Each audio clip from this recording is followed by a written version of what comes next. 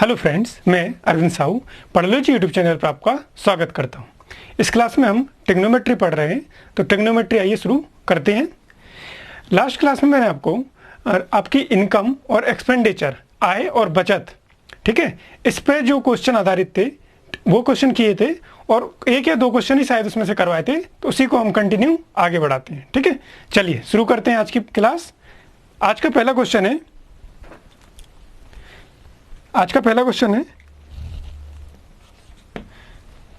राम अपने वेतन का 14% बचत करता है। ठीक है, क्या है? राम अपने वेतन का 14% बचत करता है। क्वेश्चन पढ़ लीजिए अच्छे से। राम अपने वेतन का 14% बचत करता है, जबकि श्याम अपने वेतन का 22% बचत करता है। ठीक है, पढ़ा आपने। क्या है क्वेश्चन में? राम अपने वेतन का 14% तथा श्याम अपने वेतन का 22% बचत करता है। यदि दोनों को बराबर वेतन मिलता है, ठीक है, और दोनों का वेतन कैसा है? बराबर है, तो और श्याम 1540 रुपये बचाता है, तो राम कितना बचत करता है? ठीक है, क्या क्वेश्चन है कि राम अपने वेतन का, राम और हमारे पास कौन है? श्याम। ठीक है, क्वेश्चन पढ़ लीजिए अच्छे, आराम से पढ़िए, वीडियो पॉज करके कोशिश कीजिए करने की, उसके बाद सॉल्यूशन देखना। ठीक है, क्या है? राम और श्याम है, कर लिया मैंने, राम और ये श्याम।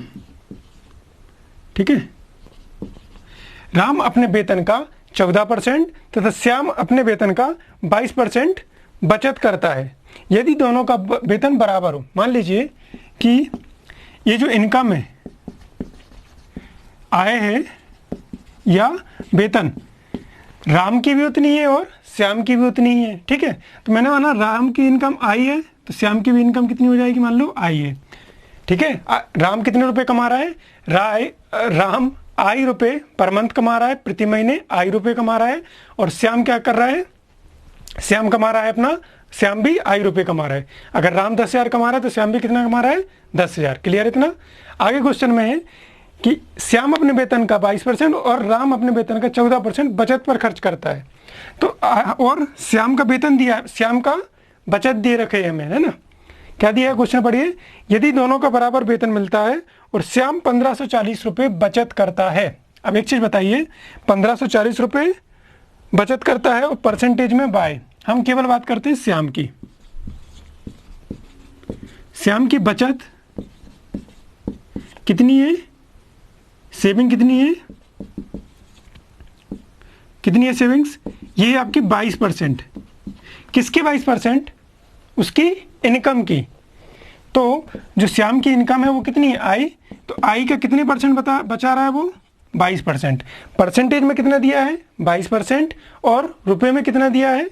1540। 1540। तो आई की वैल्यू निकालें। 22%, 22/100, परसेंटेज हटेगी, 100 बढ़ेंगे, नीचे 100 आएंगे, भाग देंगे, 1540। ठीक है, आई कितना हो जाएगा? आई हो जाएगा आपके पास 1540 गुणे 100/22। 100 का इंटू 22 से डिवाइड। अब 22 की टेबल आती है, 22 की टेबल आती है? नहीं आती होगी ना। चलिए 22 कितनी बार जाएगा ये? 7। 22 सत्ते 154। कितना हो गया ये? 70। तो इनकम किसकी हो गई ये? आई की इनकम हो गई कितनी? 70,000, 7,000 सॉरी, 7,000 रुपये किसकी इनकम हो गई है? ये हो गई अपनी श्याम की इनकम। श्याम कितने कमा रहा है? 7,000 रुपये। तो अब श्याम अगर 7,000 रुपये कमा रहा है यहाँ पर, तो इतने ही तो राम कमा रहा है। ठीक है, राम भी उतनी कमा रहा है क्योंकि दोनों की इनकम बराबर है। ठीक, राम और श्याम की इनकम बराबर है, तो आपका आय, राम भी 7,000 कमा रहा है और श्याम भी 7,000 कमा रहा है। लेकिन राम खर्चा कितना कर रहा है? हमसे पूछा है कि राम की बचत कितनी होगी? राम की बचत, तो राम की बचत 7,000 का 14%, क्योंकि राम 14% बचा रहा है। तो मैं बात करूं, राम की बचत सेविंग कितनी? 14%। किसकी? उसकी टोटल इनकम की, क्योंकि जितना वो कमा रहा है उसी का तो परसेंटेज बचाएगा। ठीक है, तो 7,000 का कितना बचा रहा है वो? 14%।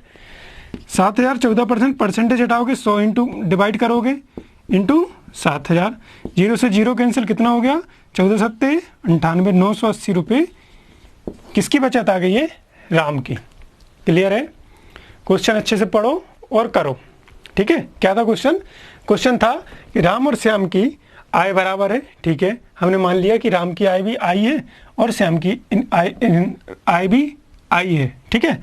और श्याम अपनी बचत जो है ना, श्याम की बचत कितनी थी 22%, तो आई का 22% रुपये में कितना 1540 रुपये के बराबर, ठीक है, 1540 रुपये के बराबर।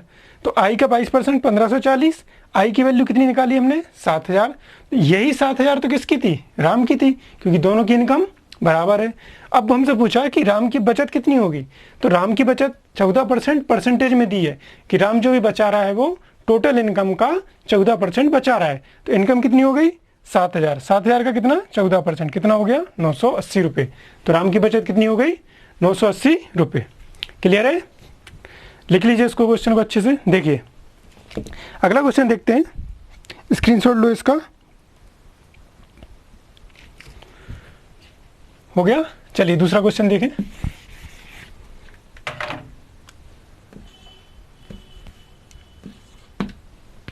दूसरा क्वेश्चन देखिए आराम से पढ़िए उसको। राम के खर्च तथा बचत का अनुपात 5:3 है। राम के खर्च तथा बचत का अनुपात 5:3 है। यदि उसकी आय 12% बढ़ जाती है और खर्च 15% बढ़ जाता है तो उसकी बचत कितने परसेंट बढ़ जाएगी। क्वेश्चन क्लियर है? क्वेश्चन क्या है आपके पास कि राम के खर्च तथा बचत का अनुपात 5:3 है। तो ये राम, ठीक है, ये उसकी खर्च, खर्च मतलब क्या, एक्सपेंडिचर, ई या खर्च लिख लो सीधा, ठीक है। और बचत, बचत क्या, सेविंग का एस, बचत का अनुपात 5:3 है। राम के खर्च तथा बचत का अनुपात 5:3 है। पहली लाइन से इतनी चीज समझ में आई। यदि उसकी आय 12% बढ़ जाती है। अब देखिए एक चीज बताइए कि मैं आपसे बोलूं कि मेरी इनकम, मैं 100 रुपये कमाता हूं, ठीक है, मैं 100 रुपये कमाता हूं। मान लीजिए मैं कितने कमा रहा हूं 100 रुपये, और उसमें से 80 रुपये खर्च कर रहा हूं, ठीक है, 80 रुपये खर्च कर रहा हूं। तो मेरी बचत कितनी होगी, तो आप क्या करोगे कि जो मैं कमा रहा हूं उसमें से आप 80 माइनस कर दोगे तो 20 रुपये मेरी बचत आ जाएगी। यहाँ तक कोई दिक्कत? क्लियर है? ठीक है। अगर मैं आपसे ऐसा बोलूं कि मैं 80 रुपये खर्च कर रहा हूं और 20 रुपये बचा रहा हूं, तब भी तो आप मेरी इनकम निकाल सकते हो।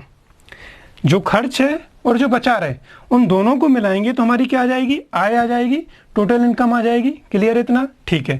तो यही क्वेश्चन में दिया है हमें कि राम के खर्च तथा बचत का अनुपात 5:3 है, ठीक है, 5:3 है। मतलब कि अगर राम 500 कमा रहा है तो 300 खर्च कर रहा है, अगर 3,000 बचा रहा है और 5,000 खर्च कर रहा है तो टोटल इनकम कितनी हो जाएगी उसकी 8। खर्च और बचत को जब जोड़ोगे तो क्या आ जाएगी उसकी आय। तो आय कितनी हो जाएगी राम की, यहां लिख दूं, इनकम आय।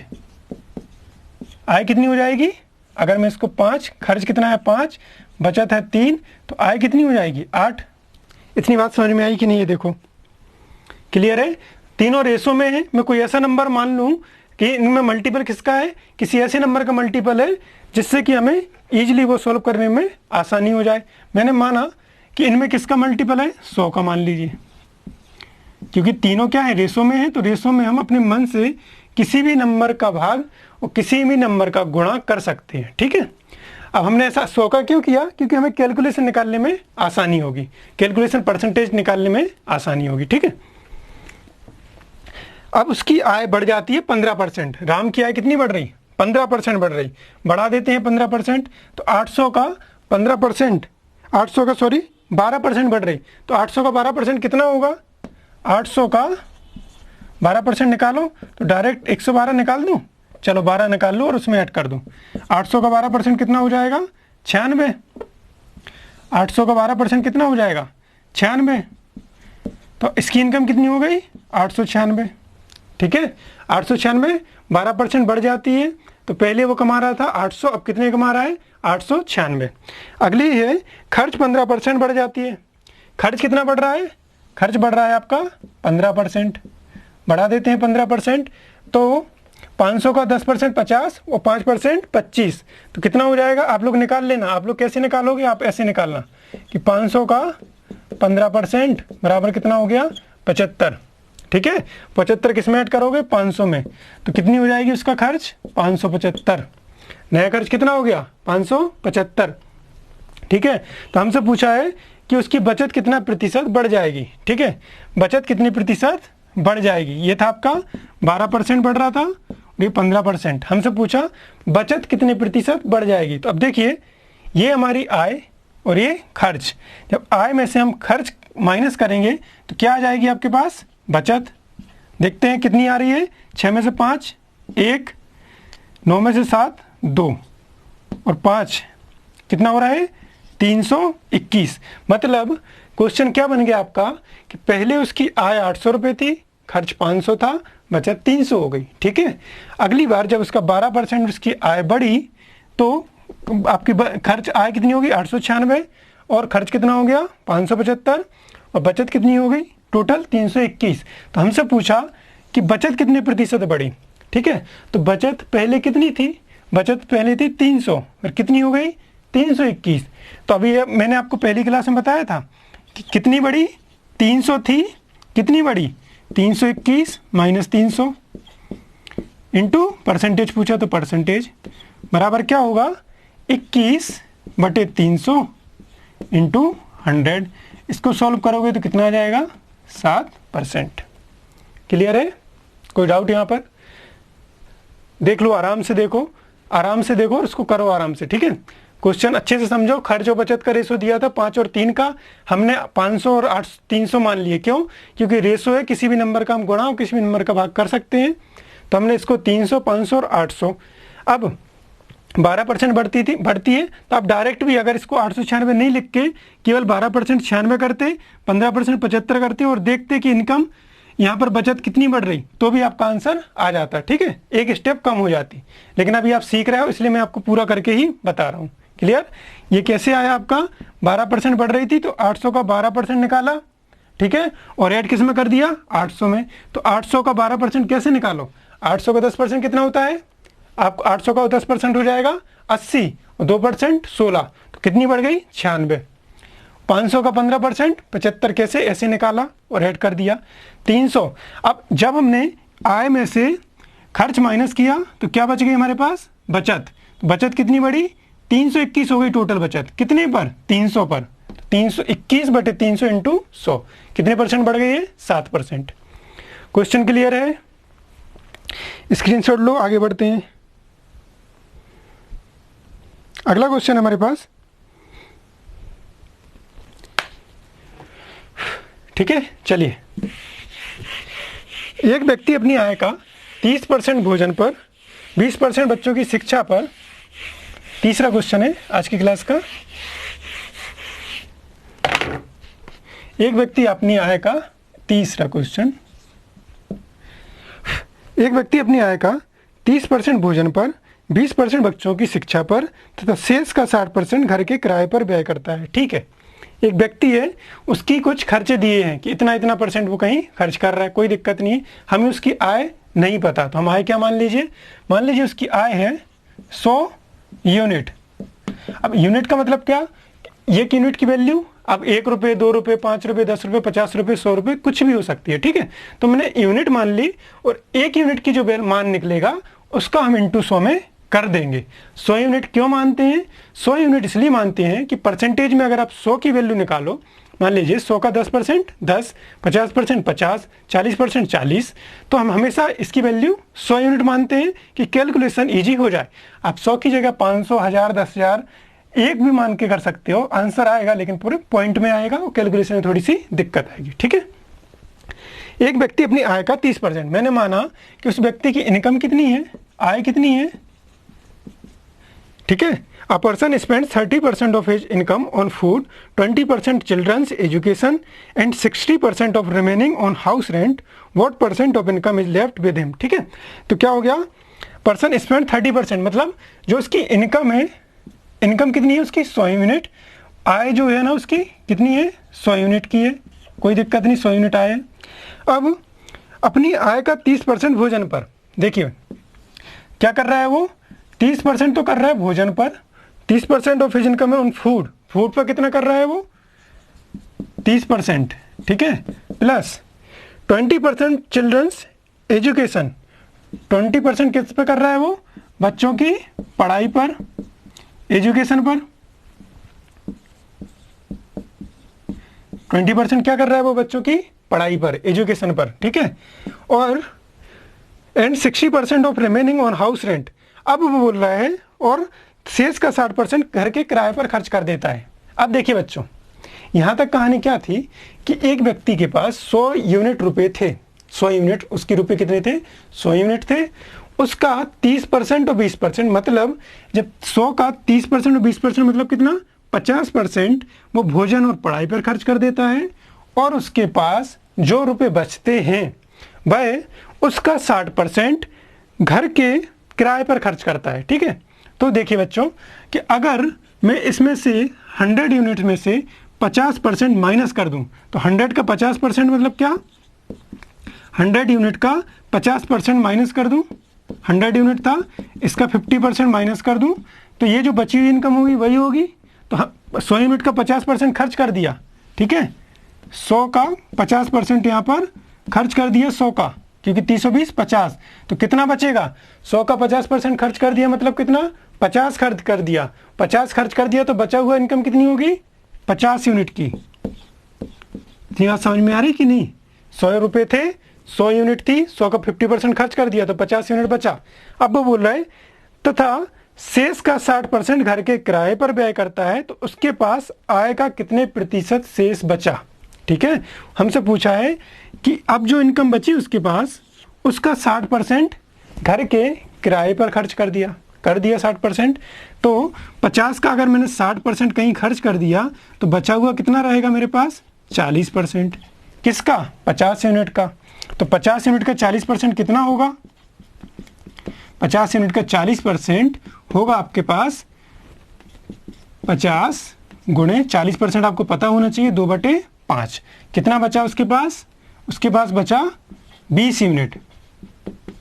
इतनी बात समझ में आई कि नहीं आई, आराम से देखो। क्या था हमारा, एक व्यक्ति की इनकम 100 यूनिट थी, हमने माना कि उसकी इनकम कितनी थी, 100 यूनिट उसकी इनकम थी, ठीक है।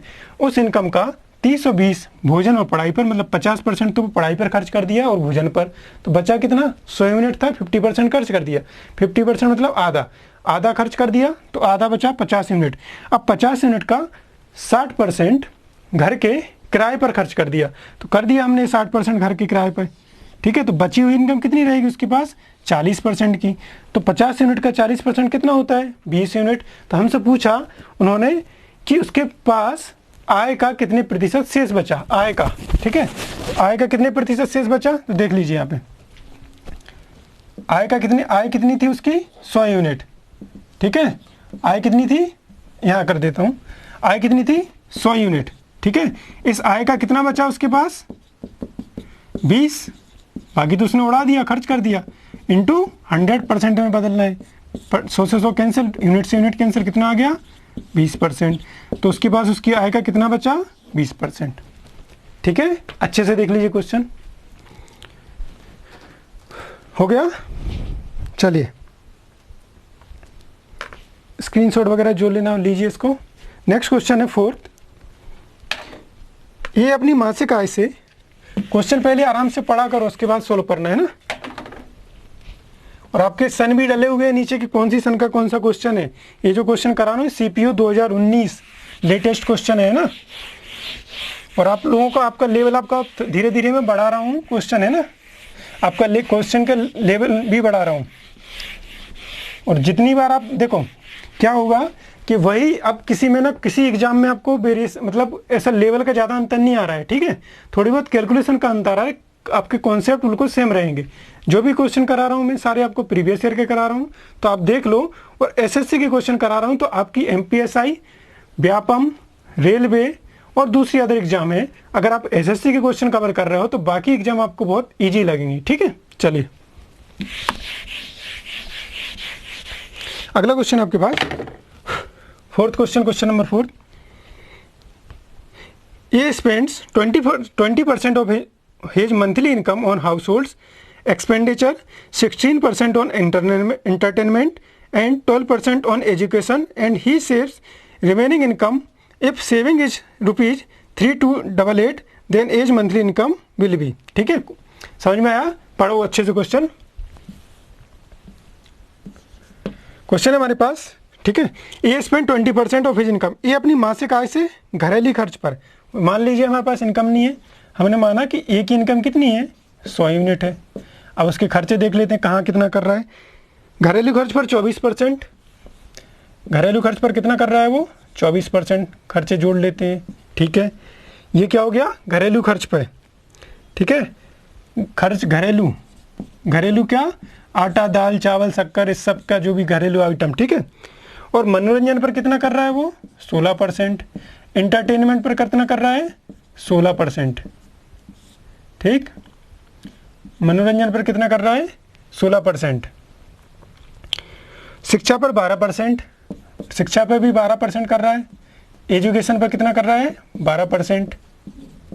ठीक है, और बाकी बचा लेता है, मतलब इतना खर्च करने के बाद उसके पास रुपए बचे हैं 3288, 3288।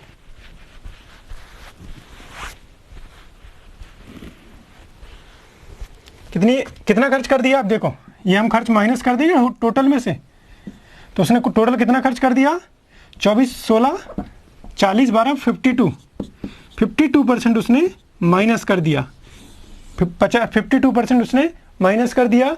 तो 100 का 52% मतलब कितना 52, बचा कितना उसके पास 48, तो 100 का 48% बचा 100 यूनिट का, मतलब उसके पास कितना बचा 48 यूनिट। ठीक है, अब चीज़ें थोड़ी सी जल्दी और थोड़ी सी शॉर्ट होंगी, है ना। अच्छा हमसे देखिए, फिर भी 100 यूनिट था, इतना परसेंट उसने खर्च कर दिया, कहाँ कहाँ किया, घरेलू, हाउस होल्ड पे, एंटरटेनमेंट पे और एजुकेशन पर। ठीक है, 52% टोटल उसने खर्च कर दिया, रिमेनिंग बचा 48%। तो किसका 48%, 100 यूनिट का 48%, मतलब उसके पास कितना बचा 48 यूनिट। और हमारे अकॉर्डिंग 48 यूनिट और उनके अकॉर्डिंग कितना 3288, जो हमने माना और जो हमने उनने दिया दोनों बराबर होना चाहिए, इक्वल होना चाहिए। तो हमने क्या किया 48 यूनिट के बराबर 3288 के रख दिए। कोई दिक्कत यहाँ पे, 48 यूनिट बराबर 3288, तो 1 यूनिट बराबर भाग देते हैं। अब आती है टेबल, करते हैं कोशिश, बटे 48। ठीक है, करें डिवाइड, किससे करें, 48 की तो टेबल नहीं आती है तो 8 से करते हैं, 6। ठीक है, अब 411 को करना है 6 से,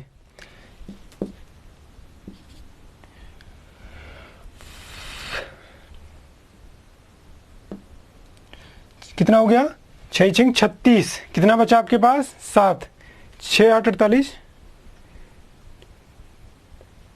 411। ठीक है, 6 6 36 बचे 5, 6 8 48।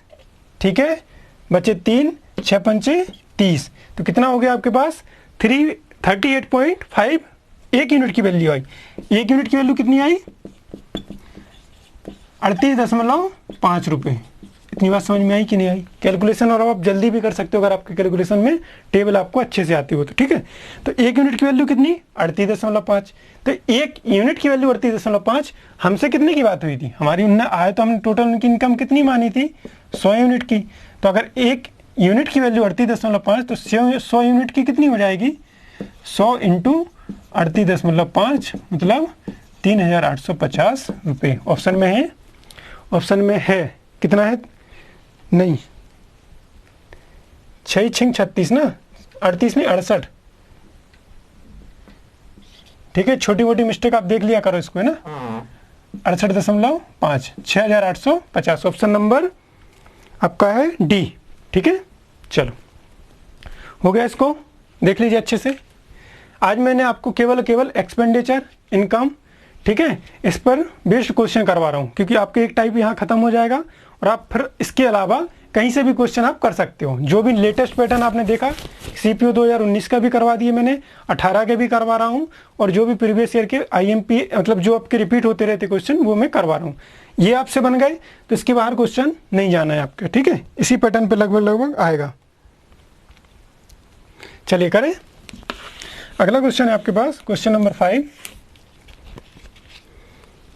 अब आप किसी भी बुक से आय, इनकम और आय वाले क्वेश्चन कर सकते हैं ना।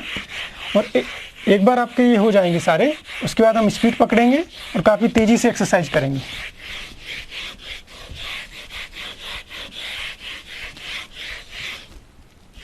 देखिए बच्चों, अगला क्वेश्चन है क्वेश्चन नंबर 5। यह एक व्यक्ति अपनी मासिक आय का कुछ भाग खर्च करता है और बाकी की बचत करता है। आप क्वेश्चन पढ़िए। एक व्यक्ति अपनी मासिक आय का कुछ भाग खर्च करता है, बाकी की बचत करता है। उसके व्यय और बचत का अनुपात, व्यय मतलब क्या, व्यय और बचत, और व्यय और बचत मतलब क्या, खर्चा और बचत क्या बनाते हैं उसकी, आय। आय बराबर क्या होता है, व्यय प्लस बचत, ठीक है। बाकी की बचत करता है, ठीक है। ये क्या हो गई आपकी इनकम, ये हो गया आपका एक्सपेंडिचर, ये हो गई आपकी सेविंग, ठीक है। तो आय बराबर क्या होता है, इनकम प्लस एक्सपेंडिचर। इतनी बात क्लियर है, ठीक है। उसके व्यय और बचत का अनुपात 61, बचत का कितना 6। अब बताया आपको कि 61 और 6 मतलब क्या, दोनों की मिलेंगे तो कितनी हो जाएगी 67। ये बात समझ में आई कि नहीं, इसको देखो पहले आप। हमसे बोला कि उनकी व्यय और बचत, व्यय और बचत, व्यय और बचत का अनुपात 61:6 है, ठीक है। 61:6, ठीक है। 61:6 है, तो 61 और 6 को जोड़े तो उनकी इनकम बन जाएगी, आय बन जाएगी, ठीक है। तो उसकी टोटल आय कितनी हो जाएगी, अगर हम इसको 61 यूनिट माने, इसको 6 यूनिट माने, तो उसकी आय कितनी हो जाएगी 67 यूनिट की। और हमारे अकॉर्डिंग 67 यूनिट की, और उसकी मासिक आय 8,710 रुपये है, क्वेश्चन में दिया है उसकी मासिक आय 8,710 रुपये है। तो क्वेश्चन मतलब क्वेश्चन के अकॉर्डिंग, प्रश्न के अनुसार उसकी आय है 8,710 रुपये, ठीक है। और हमारे अकॉर्डिंग उसकी आय है 67 यूनिट की, ठीक है, 67 यूनिट की। क्लियर। तो हमसे पूछा कि उसकी मासिक बचत की राशि कितनी होगी, हमसे पूछा है 6 यूनिट की वैल्यू। तो पहले हम 1 यूनिट की निकालें। 1 यूनिट की कितनी हो जाएगी, 1 यूनिट की 8,710 बटे 67 कर दो भाग। करें 67 से एक बार, हाँ एक ही बार, ठीक है। 67 से एक बार कितने बचे 20। अब यहाँ पर 1 आ रहा है तो 3 से आएगा तो 3, ठीक है। और 0 का 0 तो कितना हो गया 130, ठीक है। कैसे किया 130, 67 से भाग दोगे आप, आराम से देना हो जाएगा 130। 67 एकम 67, एक बार बचे 20। मैंने देखा आखिरी में क्या आ रहा है, 1 आ रहा है, तो 7 इधर है और 1 चाहिए, तो किसका इंटू करोगे, केवल और केवल 3 का, ठीक है। तो 130, 1 यूनिट की वैल्यू कितनी आ गई आपके पास 130 रुपये। हमसे तो क्या पूछा, हमसे पूछा है उन्होंने बचत, मतलब 6 यूनिट की वैल्यू। तो 6 यूनिट की कितनी हो जाएगी, 6 × 130 बराबर 780 रुपये। ऑप्शन नंबर कौन सा है आपका, ऑप्शन नंबर डी। यहाँ तक क्लियर है, कोई डाउट है क्या, ठीक है, कोई दिक्कत यहाँ तक, परेशानी। एक क्वेश्चन और कर लेते हैं, चलिए।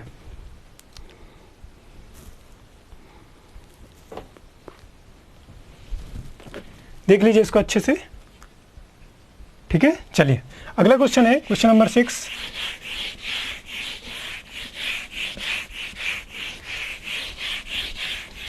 पढ़ो क्वेश्चन नंबर 6। एक व्यक्ति ने अपनी धनराशि का 7/1/2%, एक व्यक्ति ने अपनी धनराशि का 7/1/2% खर्च कर दिया। कोई दिक्कत नहीं, खर्च कितना कर दिया, जैसा जैसा हमसे क्वेश्चन बोल रहा है वैसे वैसे करते जाओ। खर्च मतलब क्या, एक्सपेंडिचर, ठीक है। एक्सपेंडिचर कितना है 7/1/2, 7/1/2%, ठीक है। कितना हो गया 15/2, परसेंटेज हटाओगे 100 आ जाएगा। इसको मैं लिख सकता हूँ 3/40। यहाँ तक बात समझ में आई कि नहीं आई, पहले तो आप इसको समझो। क्या बोला उसने कि अपनी इनकम का 7 से 1/2 खर्च कर रहा है। 7 से 1 परसेंटेज को आप भिन्न में बदलोगे तो आ गया 3/40। ये सारी चीज़ें मैं आपको पढ़ा चुका हूँ। तो कितना है 3/40। अब ये क्या रहेगी आपकी, ये क्या रहेगी आपकी इनकम, आय, ठीक है। और ये क्या रहेगा आपका खर्च। ये चीज़ बहुत पहली बात हो चुकी है अपनी पहली क्लास में कि हमेशा नीचे वाली क्या रहेगी बेस वैल्यू, वास्तविक वैल्यू, आय, और ये क्या रहेगा खर्च, कि वो इतनी उसकी आय है। और इसका जब आप निकालोगे ना 15/200 तो कितना निकलेगा 3। मतलब जब 40 मैंने मानी कि मेरी आय कितनी है 40 यूनिट की, तो मेरा खर्च कितना हो जाएगा 3 यूनिट का। मेरी बचत कितनी हो जाएगी 37 यूनिट की। यहाँ तक बात कोई समझ में आई कि नहीं आई? हमने 3/40 माना ये क्या मान ली मैंने अपनी आय, 40 यूनिट मेरी आय है। 40 यूनिट का 7 से 1/2% निकालोगे तो आएगी 3 यूनिट। 3 यूनिट मेरा खर्च है।